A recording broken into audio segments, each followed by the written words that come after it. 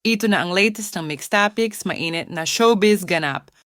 Iba na talaga ang kilig na hatid ni na Chris Lawrence at Katrina Halili sa mga netizen, lalong-lalo na sa mga fans ng KKK family.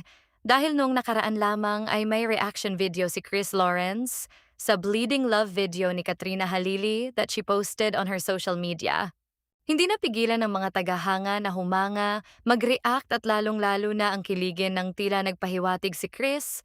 Nasuot ni Katrina ang kanyang mga damit nang mabanggit niya ito sa kanyang reaction video sa Bleeding Love video ni Katrina at nabanggit din niya na ang ibang kuha ay sa labas lamang ng kanyang kondo. "Why do my clothes look better on you?" Chris commented, sending fans into a kilig frenzy. Marami naman ang hindi napigilan na mag-react sa reaction video ni Mr. B habang pinapanood niya si Miss B. Dahil napapakagat labi pa nga si Mr. B. At sinabing ang hot at ang ganda ni Katrina habang pinapanood ang video. Natuwa pa siya sa pawaling ni Miss B. At hindi pa dyan natapos dahil nirepost pa ni Chris ang bleeding love ni Katrina, sabay sabing, "Pauwi na ko." Inulan naman ito ng kilig comments mula sa mga fans ng KKK family. Samantala, since nakabalik na si Chris sa Pinas, he makes sure na he spend time to Katie, kaya naman, hindi pinalampas ni Chris ang chance na magkaroon sila ng time ng kanyang anak na si Katie. Nagbahagi si Chris ng mga larawan kasama ang anak sa J Castle. Kalakip nito ang emosyonal pero sweet na mensahe ng isang ama kung paano siya ka-proud sa kanyang anak. Bonding time with Katie Labs. Di ko alam bakit naiiyak ako sa mga pics na to. Guro kasi kikita ko ang evolution niya into a teenager. I kept telling you not to grow up so fast. But somehow, right before my eyes, my little girl is becoming a young lady. I'm so proud of who you're becoming, Katie. I just wish time would slow down a little. You'll always be Daddy's little girl. Captioned ni Papa Chris sa kanyang post para kay Katie. Marami namang mga fans ng KKK family ang natouch sa mensaheng ito ni Papa Chris. Diyan makikita na very loving father talaga si Chris Lawrence sa kanyang anak dahil naglalaan siya ng time para kay Katie. Ganon din si Mama Katrina. Marami mang panahon na hindi sila okay noon ni Kat, ngunit makikitang bumabawi at nag-e-effort ng husto si Chris para sa kanyang mag-ina. Makikita din na malaki na ang progress ni Katie dahil masaya siya para sa kanyang mga magulang ngayon.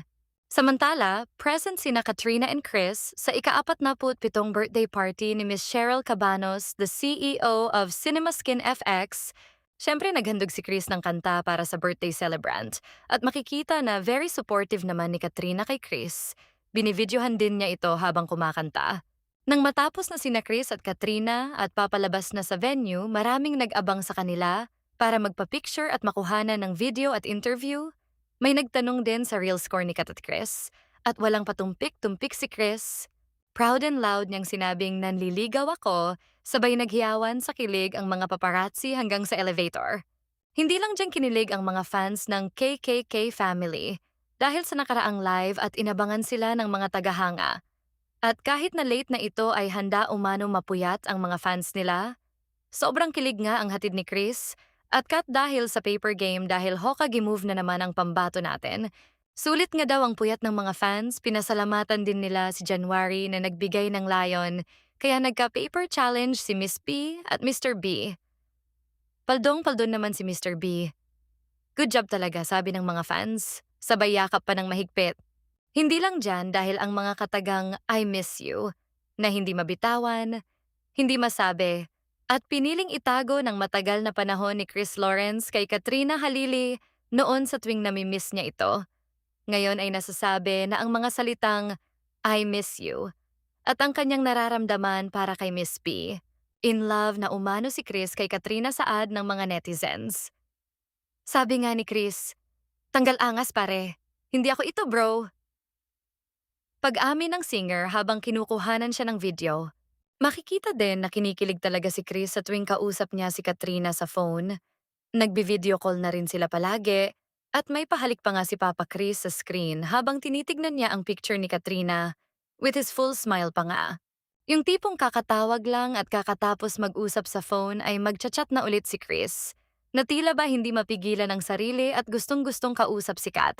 Full support naman ang mga fans ng KKK family. At masaya din sila sa magandang nangyayari sa relasyon ni Kat at Chris.